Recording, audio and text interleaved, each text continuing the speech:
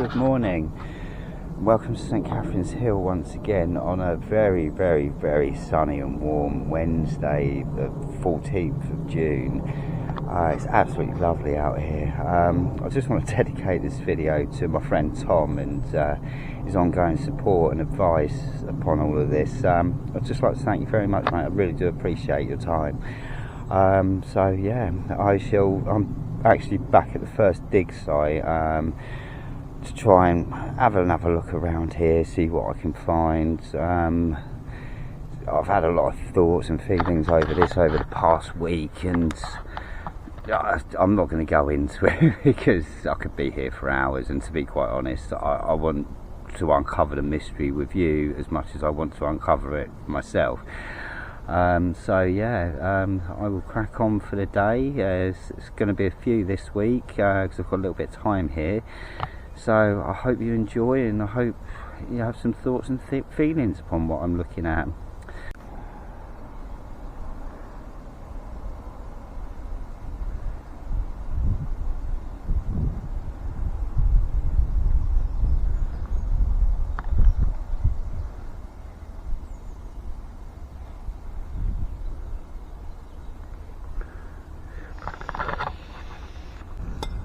Right, what am I looking at now?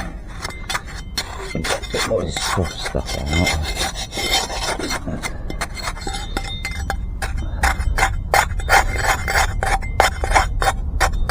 Well, as you can see, this is starting to fall apart now.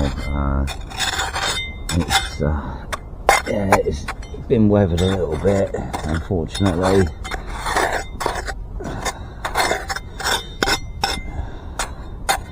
But I'm intrigued to see where it goes.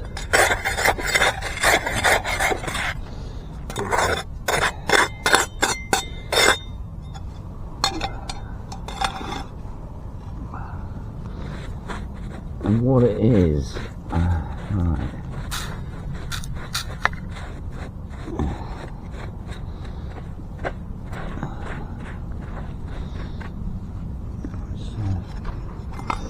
Got a few more tools today, so hopefully they should help me.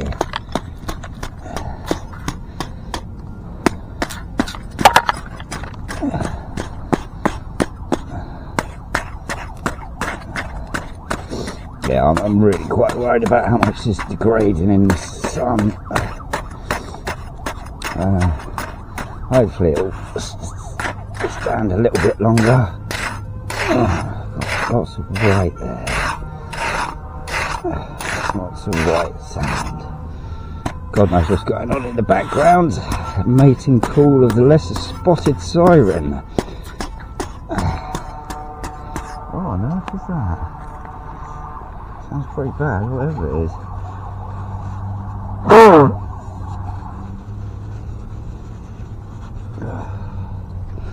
Yeah, proper hay fever today has been really bad. I haven't had it at all until literally this morning. So, ooh, it's damp in there. Oh god, that is.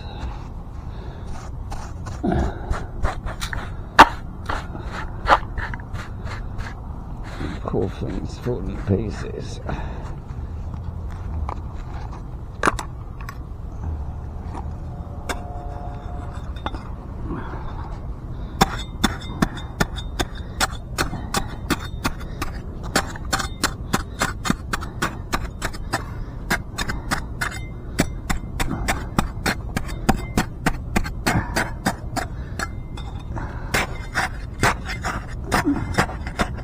Oh, this is digging out really nicely today.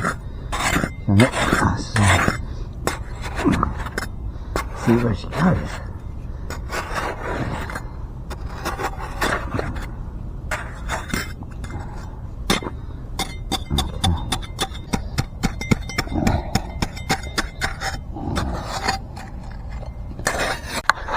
Right, I've had a bit of a dig around. It's taken me about 10 minutes to do this. Right, okay, so here's our original piece. As you can see, unfortunately it's really starting to fall to pieces. It's drying out, it's cracking off. I'm so sad to see that, I genuinely am.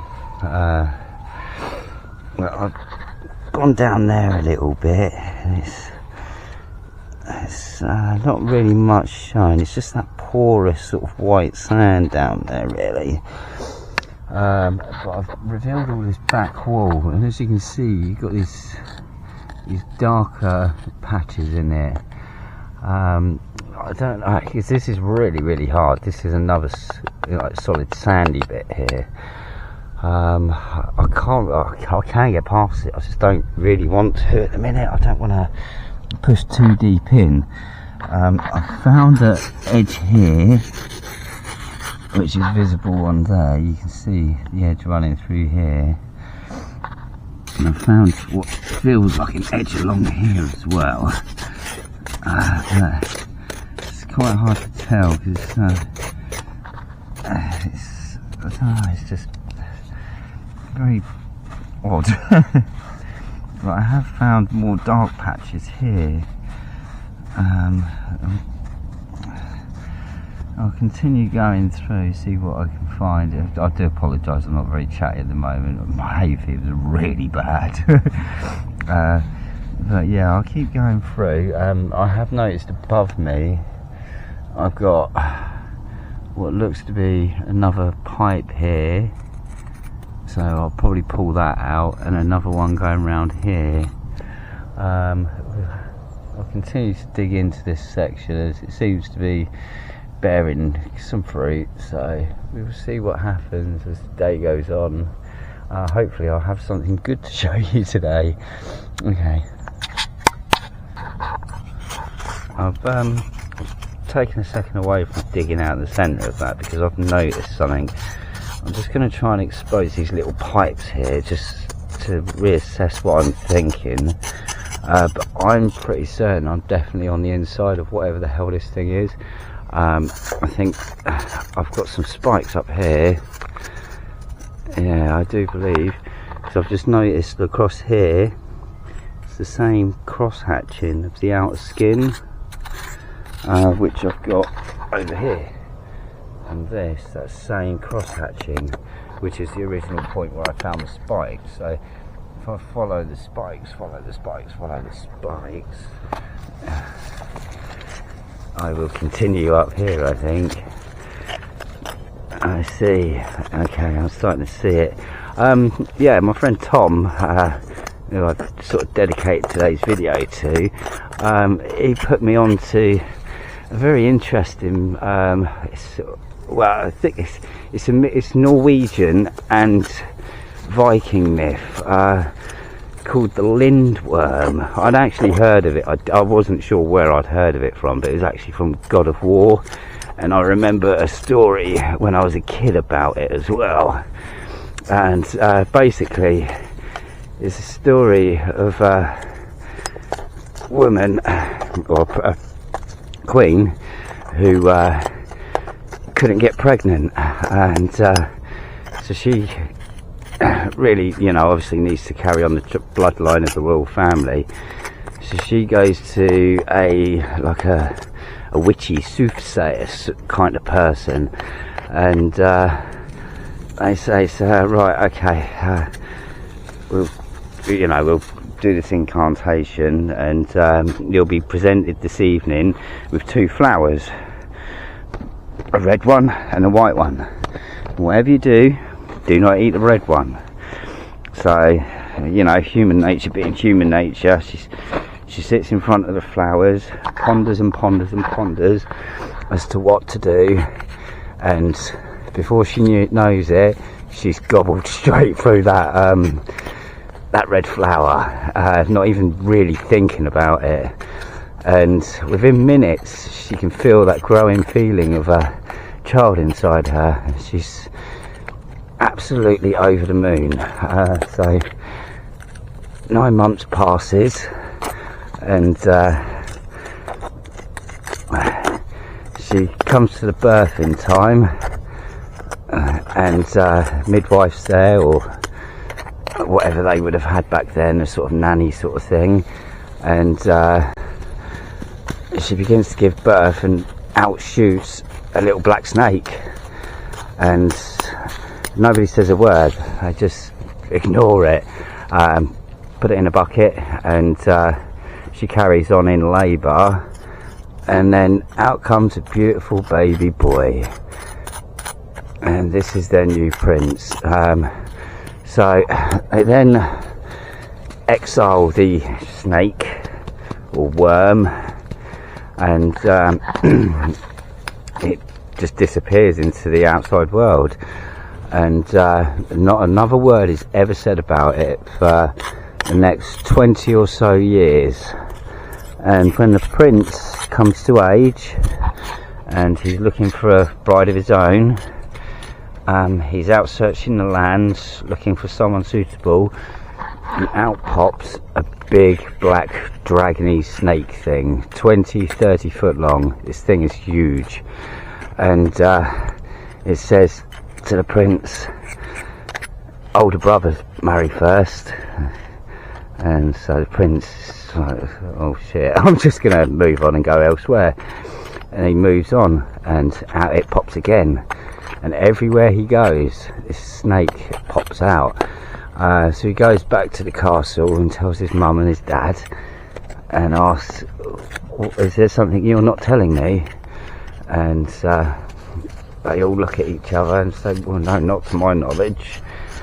And so they asked the midwife, was there anything unusual about the pregnancy and the birth?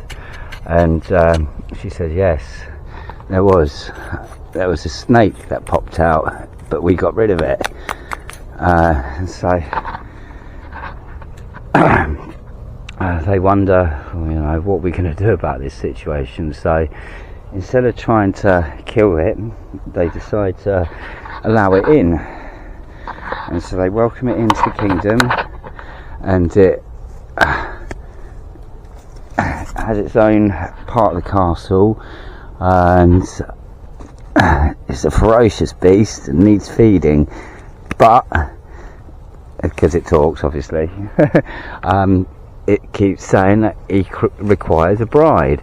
So they're right, okay, our youngest prince that we want heir to the throne cannot have a bride until his older brother's been seen to. This big fucking wormy snake thing, dragony wormy snake thing.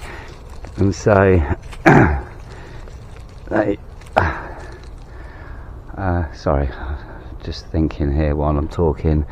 And so they put a call out across the lands, and they look for a bride. Many come, many go. None of them know exactly what they're getting into. They just think they're marrying their firstborn prince. So they go to the castle, they go within the castle, and on their wedding night they get to go to see the prince. And for every bride that goes in there, the queen and the king, they visit the following day, and there's just a pile of bones. He has eaten them. Okay, this goes on for hundreds and hundreds of people over the course of quite a long time, and I start to give up hope, because the regular prince just wants to get married. They want an heir to the throne, and so they call in a soothsayer once again, and they request a solution. And the soothsayer says, I don't know, we shall see. And then a young lady arrives. She's in touch with the forest. She's what you would call an earth angel or a witch. And she arrives, and she's like, yes, I'll marry the prince, but first I need to go and see someone. So she goes to see the soothsayer witch, and she says, look, I'm prepared to marry this prince. What am I to do to survive the night? Because we've heard the tales, we know about all the missing damsels. And so the soothsayer says you're to wear 12 dresses, 12 night dresses, one on top of the other, each with a nice embroidered pattern upon the heart, and a tub of lye, and hot water. So, and a metallic scrubbing brush. She's like, okay. So they arrange the marriage, and so she goes into the quarters of the lindworm dragon thing. It's quite a fucked up thing, to be honest. It's really quite a horrible story, but very good in the same respect. And they go inside. She goes into his room, cavern, dungeon, munching place, whatever you want to call it. And so she says to him, "I'm here to marry you, my prince." And he says, "What are you to do for me? Will you remove your garment?" And she says, "I will remove one of my garments if you remove one set of your scales." And so the prince agrees to this. She removes the first garment, revealing another one underneath. And so the prince, lindworm, agonisingly strips off a layer of scales, leaving a fleshy worm creature, scaleless, showing what lies beneath. And so the next night comes, same request once again: "Will you remove your dress?" Amazed that everybody's amazed she survived this far, to be quite honest. And so she says, "Yes, if you really remove another layer of yourself."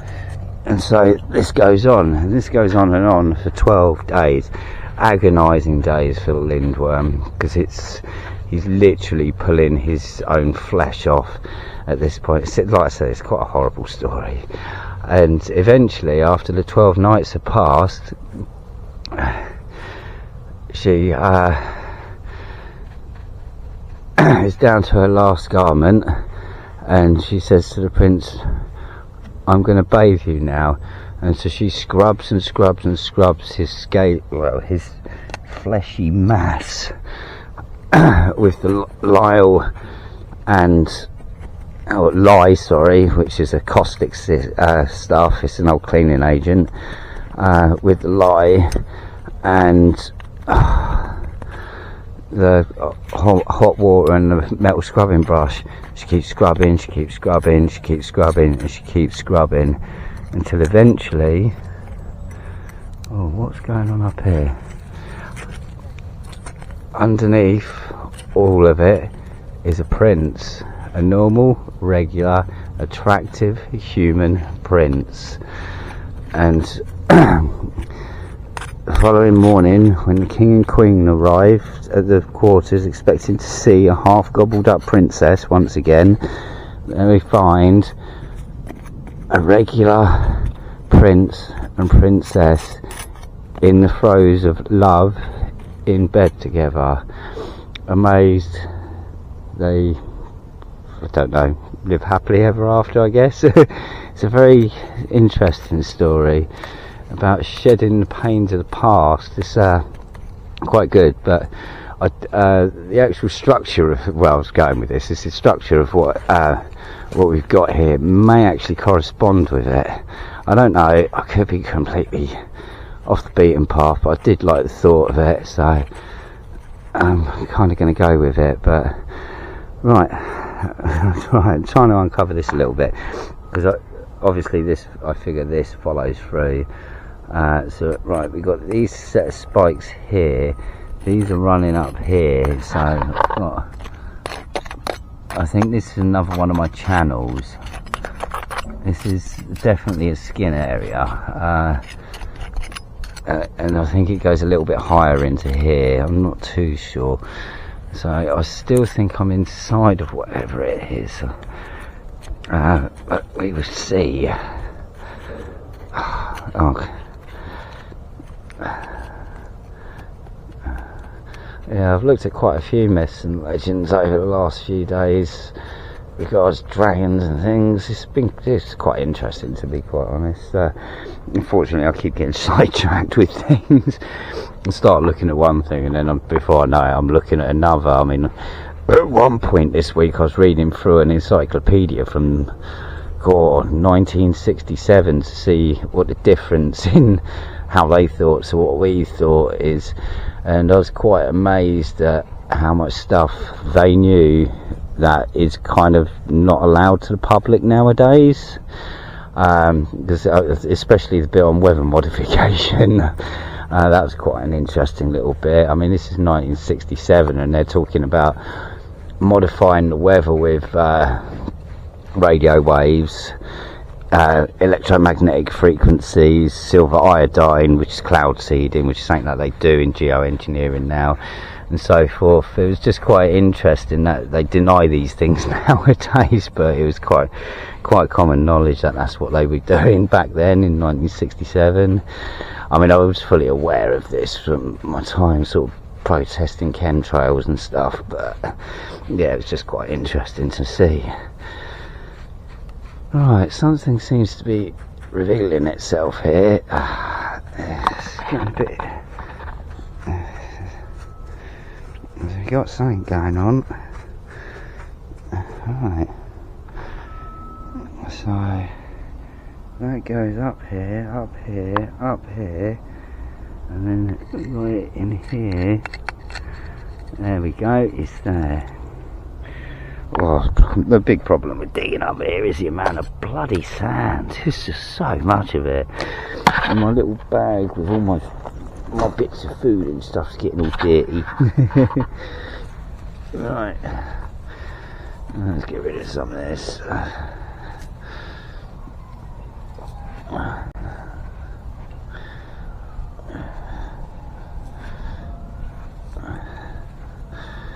Yeah, one of the other ones I was looking at was English legends about a dragony thing called the Knocker, which was in Sussex in, I believe, about 1200, and it used to get its power from a healing well, and so legend has it kept its tail in the healing well and it couldn't be slayed, and it was like hogging the water for the local area. And so a knight that was fighting it off and on figured out that if he could get its tail out of the water it would die, and so yeah, he fought it, killed it. And there it lay at the bottom of the river. But interestingly, there's a possible volcano, like not a proper volcano, but an open vent down there, so probably magma flow.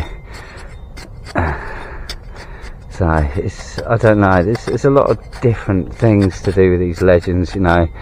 They could be geological events, or they could be real creatures, because I'm one that sort of looks at past people and think they weren't stupid in the slightest. Look at the buildings they built, you know. So to palm off all of these legends from times gone by as absolute baloney, to me, is naive, because they were very intelligent people, and I don't think they were superstitious. I think it was just a different world. Yeah, look at that, what we got going on here. Well, once again, thank you, Tom, for telling me to come back to the beginning. So I think I've got something starting to show itself in here. I've just got to keep my sight clear as I'm going. Let's see what happens. Oh, it's very hot today, it's lovely, but it's, I've got to remember to stay hydrated. I've been out in the sun all week this week, and I've got a lovely colour, but I also got burnt the other day, which is very unusual for me. I don't burn, so got to go a bit careful, mate. Yeah, sorry about it. It's just random natterings. It's keeping my mind occupied while I dig. I don't want to get super excited about something and then not get much, if you know what I mean. Oh fuck me, this thing's going up here. Alright, what we got going on here?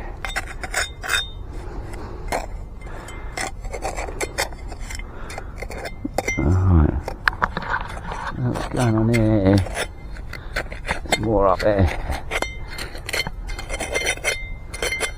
There we go.